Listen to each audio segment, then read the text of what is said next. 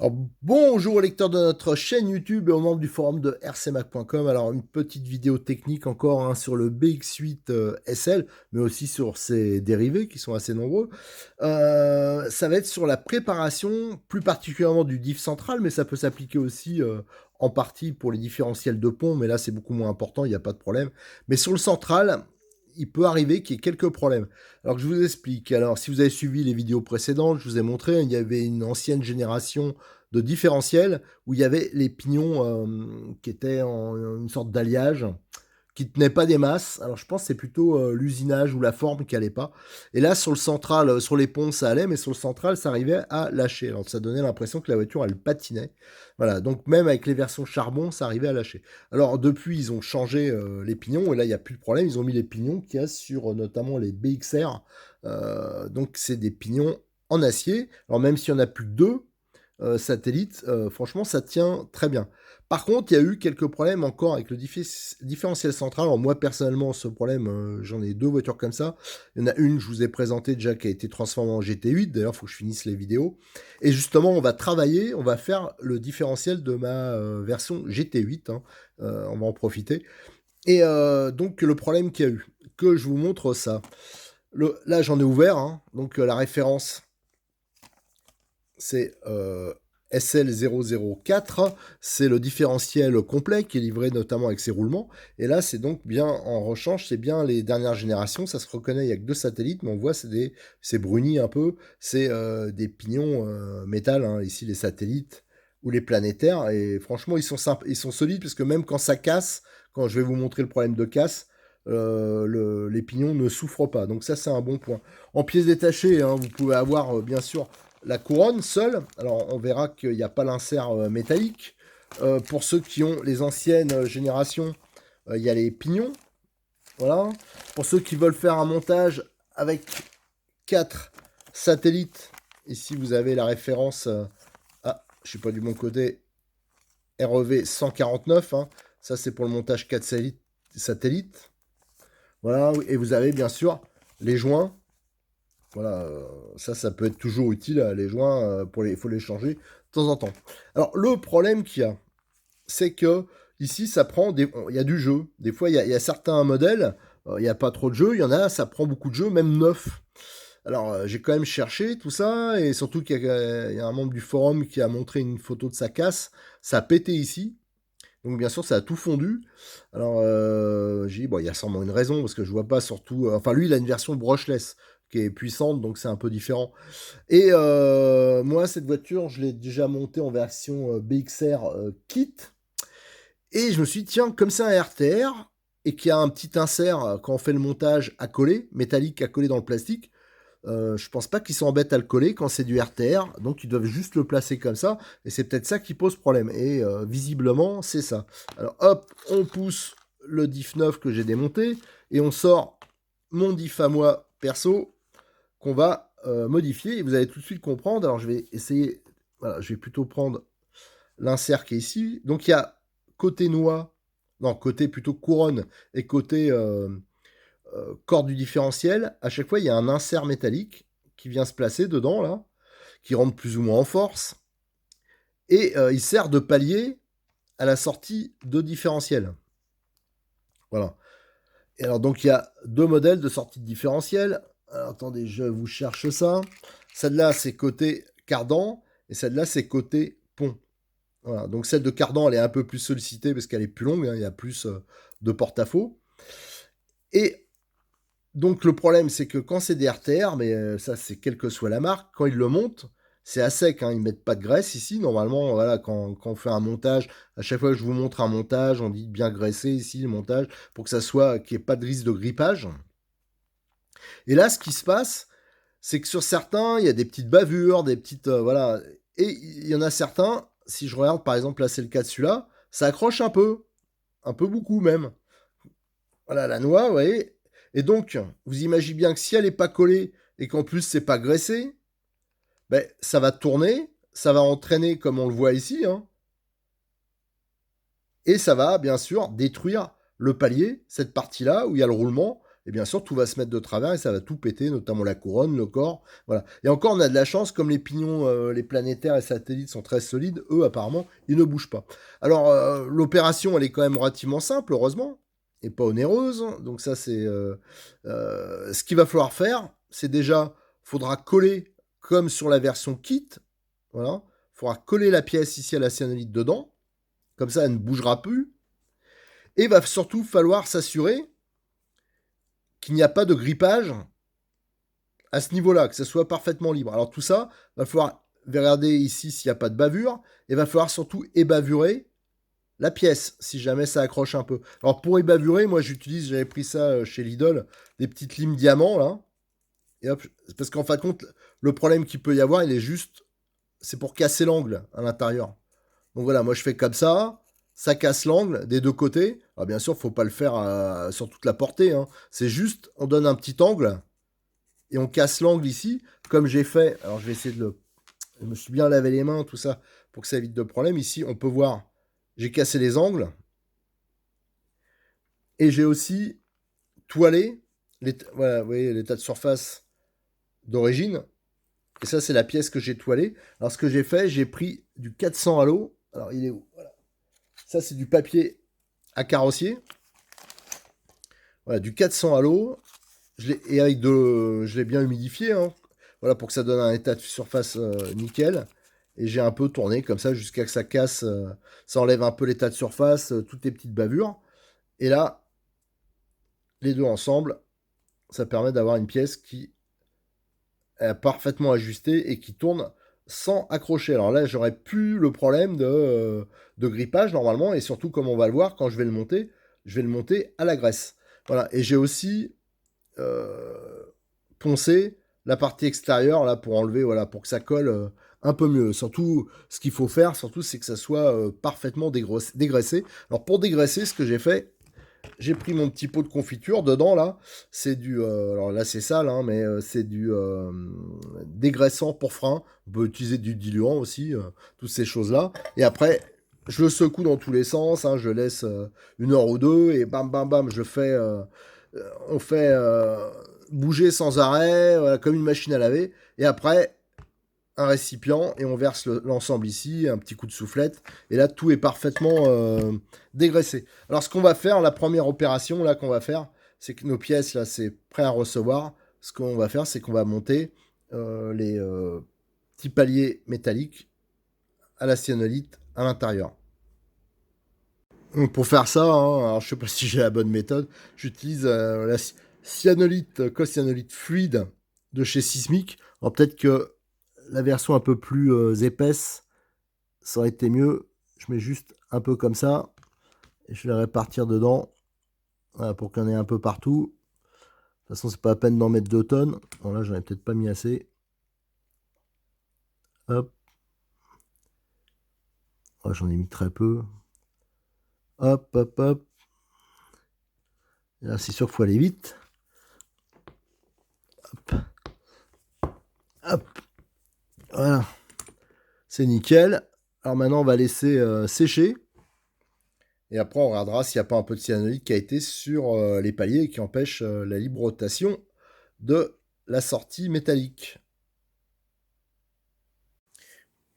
Allez hop, c'est en place. Alors pour libérer, hein, il y a automatiquement, là c'est vrai que je voyais rien en plus. Il y a un peu de cyano qui va dedans. Alors ce que j'ai pris, c'est que j'ai pris un forêt de 5 et à la main, je le passe. Hop, juste comme ça, et on peut voir là, ça a juste enlevé, on voit là les traces ici, ça a juste enlevé la cyano qui est rentrée dedans, hein. C'est parce que j'en avais peut-être mis un peu, mais je préfère en mettre un peu plus au fond, et quand j'ai rentré, ben, ça a débordé. Voilà, et là, on peut voir, hop, ça coulisse parfaitement. Voilà, donc là, c'est nickel. Ça bougera plus. Alors, ce qu'on va mettre, c'est aussi le roulement. Alors, le roulement, je rappelle, hein, les roulements, c'est des 15-10-4. C'est un peu comme sur des Tamiya, des Kyosho. Et la référence, hein, c'est vendu par 4. C'est M114 hein, chez Modis 34. Donc ça, on s'assure que c'est bien à fond. côté couronne, c'est cette noix-là qu'il y a. Et là, c'est là qu'on va graisser. On peut mettre des graisses, si possible, un peu fluides. Voilà, niveau palier, j'aurais pas dû le mettre comme ça. Bon, c'est pas grave. J'ai pas voulu le mettre au doigt. Voilà, on en met un peu sur la partie qui sera en contact. Et c'est ça qui va tout changer en fait. Ce qui va changer, c'est déjà que ça va être beaucoup plus libre, hein, comme on a enlevé les petites bavures. Donc là, ça tournait parfaitement. On a refait la portée de la sortie acier. On l'a collé à la cyano, donc là ça a pu bouger. On a utilisé la bonne cyano, hein, la sismique fluide. Bon, je pense qu'une un peu plus épaisse, ça aurait été plus facile à mettre. Et là, on va bien graisser. Et là, ça va être nickel, hein. De toute façon, ça fait tout de suite un changement par rapport à l'origine. Voilà, ça c'est nickel. Alors s'il reste un tout petit peu de jeu, ça c'est pas grave, hein, c'est le jeu, comme on dit, fonctionnel. On laisse un peu de graisse, voilà, pour le joint, le montage du joint. Hop. Bien sûr, j'ai pas la bonne clé sous la main, voilà, pour le mettre bien en place. Voilà. Après, la rondelle de calage. Alors bizarrement, ça m'est déjà arrivé sur des diffs d'avoir 2 rondelles de calage. Bon, je sais pas trop, à vrai dire. Et là, il n'y a pas de goupille, hein, sur ce type de différentiel. Et c'est maintenu par un Cerclipse. Alors attention au Cerclipse. Alors bien sûr, je suis sûr que j'aurai pas la pince à côté. Bon ben voilà, j'ai pas la pince, donc je le mettrai après le Cerclipse. Mais ce Cerclipse, bien sûr, d'un côté c'est bien parce qu'il n'y a pas la goupille, mais d'un côté, pour le mettre, surtout côté corps, c'est un peu plus sportif. Allez, je vais chercher la clé pour mettre le Cerclipse.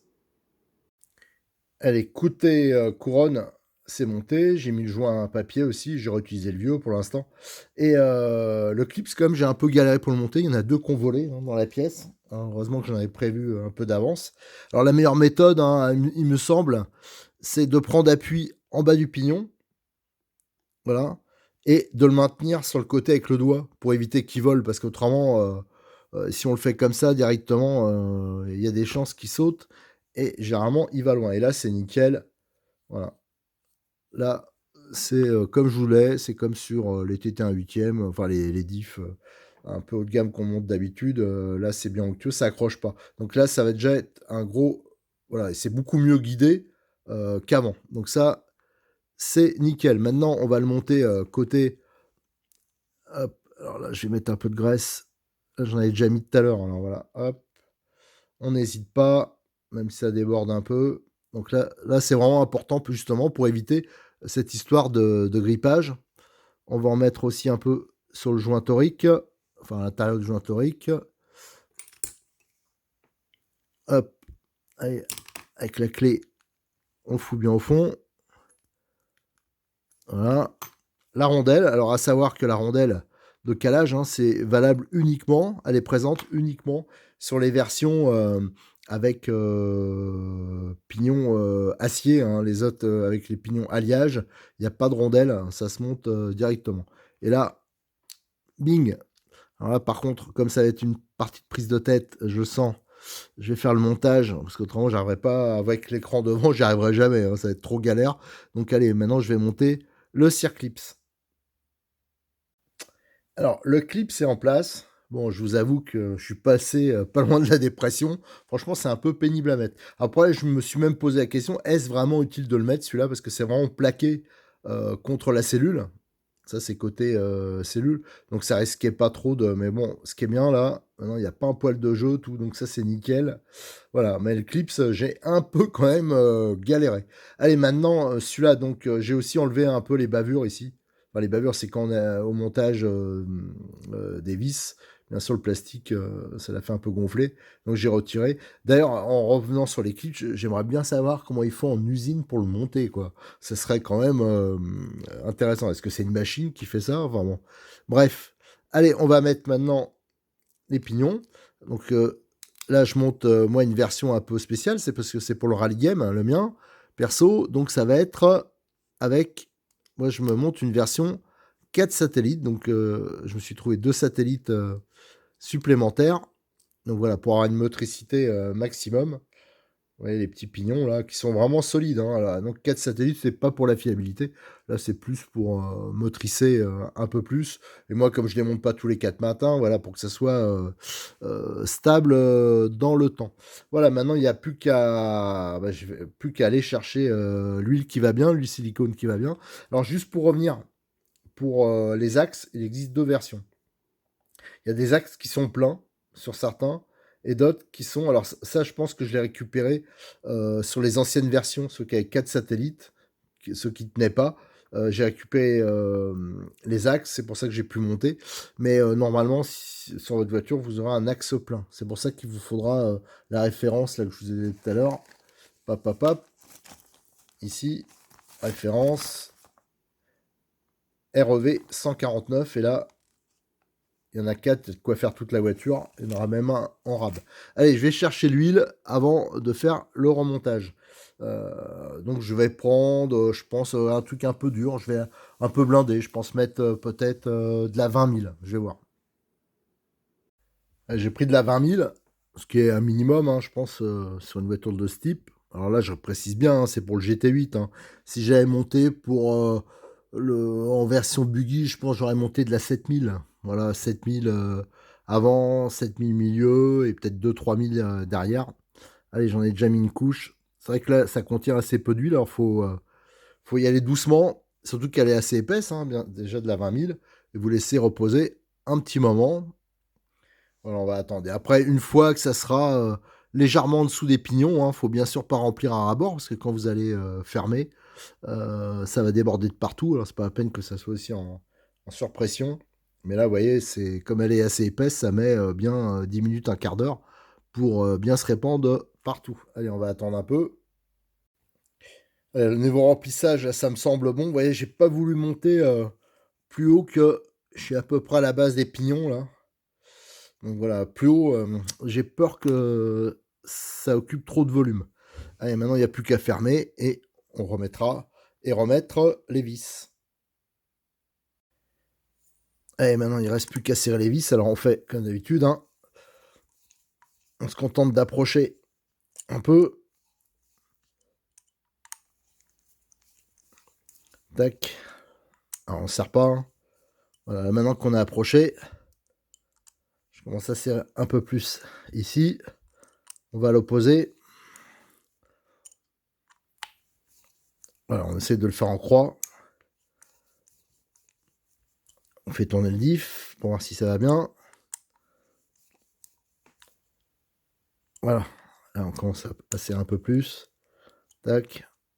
Toujours en croix. Voilà. Alors bien sûr, on ne sert pas comme un malade, hein, c'est une toute petite vis. Mais bon, ça tient bien. Hein. Voilà. Et pour moi, là, c'est bon. Nickel. Voilà, le diff, là, j'ai plus les jeux que j'avais.